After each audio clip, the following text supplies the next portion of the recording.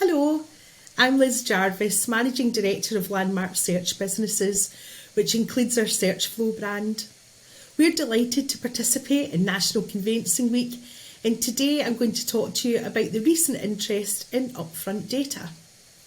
Upfront data simply refers to the idea that having as much relevant information upfront for the buyer helps them make a better informed offer on a property. While some of this information is already included in a property listing, such as an EPC, a lot of valuable information isn't today available. Things that would be valuable to know about a property in advance include details of alterations, disputes, ownership, boundaries, and so much more.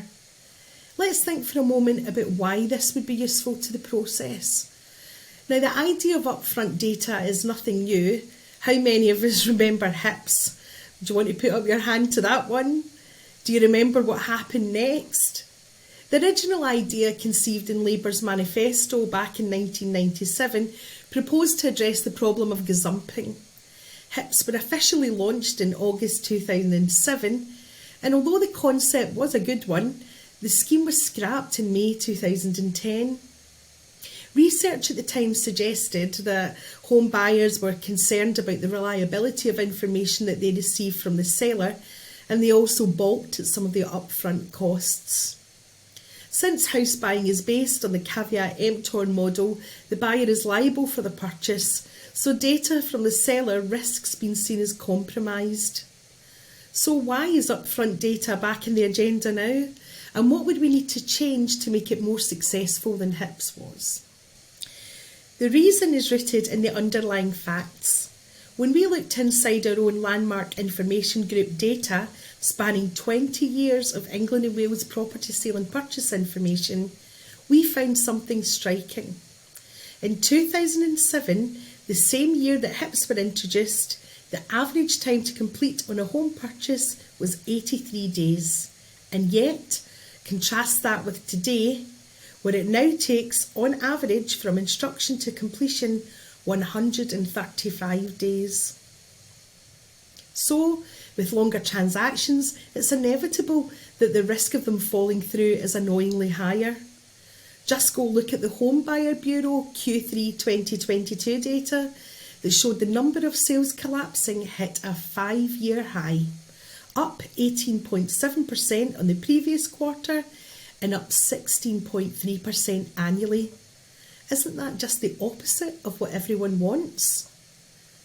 To speed up transactions and reduce the number of transactions falling through, upfront data gives buyers and sellers the chance to deal with concerns and issues earlier and faster without needing to wait and sometimes stumble upon them almost randomly within the process. The answer appears to lie in getting the buyer and their conveyancer as much information as early as possible to remove blockers and delays before they even have time to occur.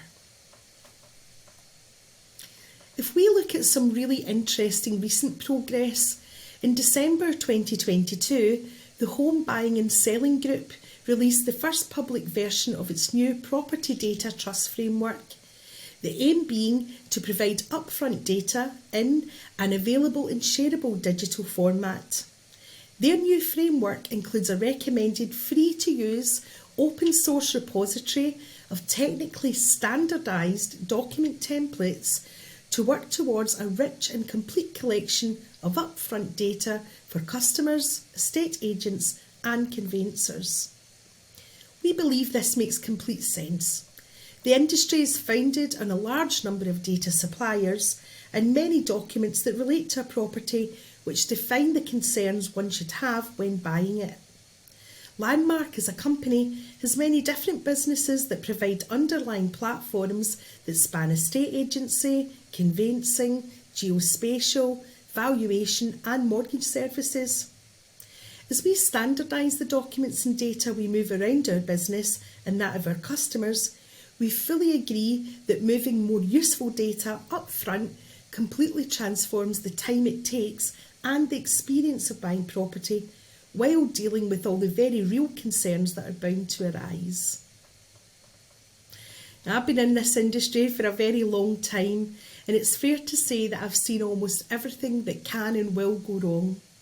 There are so many examples of where people would have loved to have known something earlier in the process and avoided annoying, ridiculous and faintly unbelievable experiences. They would much have preferred to have had the chance to make a more informed purchase decision, to quote our lawyers in the room. If someone were looking to buy a 3-bed house with the intention of extending it to accommodate multi-generational living, for example, wouldn't they have liked to have known that a planning application to extend the property had been refused in the past? Or imagine a buyer setting their heart on a property, but when visiting it they saw that it was tricky to park because it was close to the centre of town. But wouldn't their desire be very different if they knew that a resident parking proposal was in advanced stages of being implemented? Knowing in advance becomes the protection of future heartache. There are so many great chances to inform house buyers right at the start of their journey that would help them make the decision that is best for them and their families. And of course we benefit too. We've got happier customers, less time expended on later inquiries or worse, complaints, and more people of course seeing the transaction through to completion. So returning to the original question, even though HIPs only lasted for 3 years, could 2023 be the year where upfront data really lifts off again? The point I feel we explored was that the principle is good. If the data can be trusted and we think about what that means, it's in the buyer and seller's interest to go quicker and enjoy a better experience. There will always be questions over who trusts what and why, over how much anything should cost, but markets are very good at working out what they like and what they should pay. My suspicion is that good suppliers of upfront data will do well, and buyers and sellers alike will increasingly vote with their feet as they see better services based on upfront data. The lawyers remind us that the buying principle is caveat emptor, buyer beware, so anything that we do to support this will always be better in its positive form. To confirm, the buyer is fully informed. Certainly as a company, we're leading a number of changes to make trusted and more fulsome data available and connecting everyone who needs it together. We're only here to really do one thing. We want our customers to love buying and selling houses far more than they might have done in the past.